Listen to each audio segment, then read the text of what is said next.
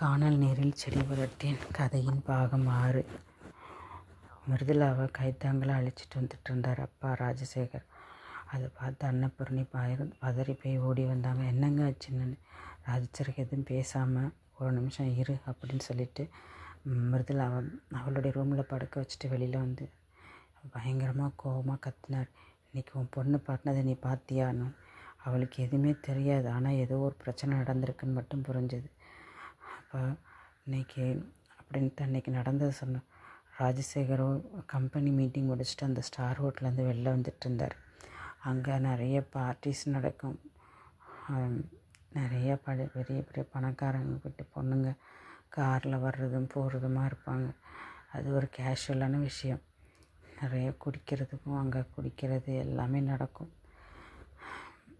அவர் ஒவ்வொரு நாளும் பார்த்துப்பார். நல்ல வேளை நம்ம பொண்ணை இந்த மாதிரி இடத்துக்கெலாம் வராமல் இருக்கிறதே பெரிய விஷயம் அப்படின்னு நினச்சிக்கிட்டு இருந்தார்.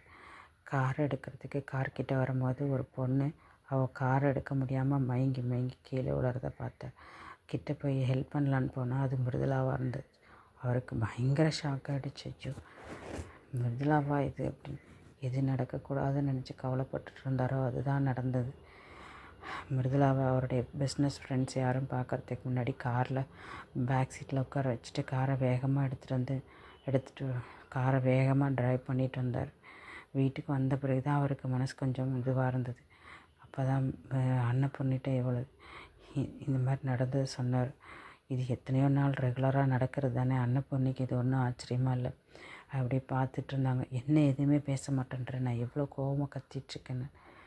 உங்களுக்கு இன்றைக்கி தான் தெரியும். இவன் என்றைக்கு டிகிரி முடித்தாலும் அன்னையிலேருந்து இப்படி தான் எல்லா ஃப்ரெண்ட்ஸோடையும் சுற்றிக்கிட்டு இருக்கா. எது கேட்டாலும் எனக்கு ஒழுங்காக பதில் சொல்ல மாட்டேன்றா, என்னையே திட்டிகிட்ருக்கா. அவள் நல்ல மாடர்ன் லைஃப்பில் வாழ்கிறாளாம். நான் ஏதோ பட்டிக்காட்டிலேருந்து வந்த மாதிரி என்னை திட்டுறா. நீங்களும் உங்ககிட்ட சொல்லலான்னா நீங்களும் ஒரு நாள் கூட உங்கள்கிட்ட பேசக்கூட முடியலை என்னால். எப்போ பாரு ஏதாவது பிஸ்னஸ் மீட்டிங்னு கிளம்பிக்கிட்டே இருக்கீங்க. உங்களை நான் என்ன தான் உங்களை எப்படி தொந்தரவு பண்ணுறதுன்னு சொல்லிகிட்டு இருந்தா. ராஜசேகருக்கு ரொம்ப கஷ்டமாக இருந்தது. பெரிய தப்பு பண்ணிட்டோம். வியாபாரம் முக்கியம்தான், ஆனால் யாருக்காக இந்த சொத்தெல்லாம் சேர்த்து வைக்கிறோம்? நம்ம சந்ததிக்கு தானே. அதுவே சரியா இல்லைன்னா என்ன பண்ணுறது அப்படின்னு யோசித்தார்.